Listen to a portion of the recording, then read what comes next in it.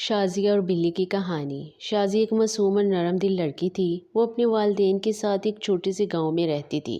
اس کا دل جانوروں کے لیے محبت سے بھرا ہوا تھا، خاص طور پر بلیوں کے لیے۔ ہر روز وہ اپنے گھر کے باہر آنے والی بلیوں کو دودھ اور روٹی ڈالتی تھی۔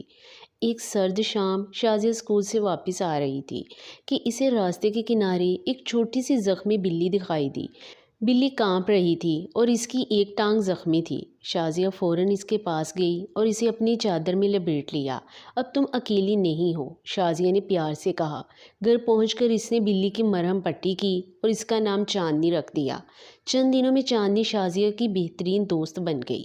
وہ ہر وقت اس کے پیچھے پیچھے گھومتی اور رات کو اس کے بستر کے پاس سو جاتی۔ ایک رات گاؤں میں زوردار بارش ہو گئی۔ آدھی رات کے وقت چاندنی اچانک زور زور سے میاؤں کرنے لگی۔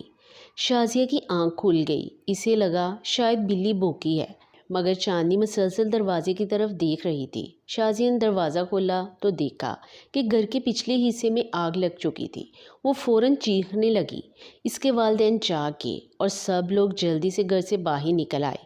پڑوسیوں نے مل کر آگ بجھائی۔ شازیہ کی ماں نے چاندنی کو گود میں اٹھا لیا۔ اگر یہ ہمیں نہ جگاتی تو نہ جانے کیا ہو جاتا، انہوں نے جذباتی لہجے میں کہا۔ اس دن کے بعد پورے گاؤں میں چاندنی مشہور ہو گئی۔ لوگ کہتے تھے کہ جانور بھی محبت اور وفاداری سمجھتے ہیں۔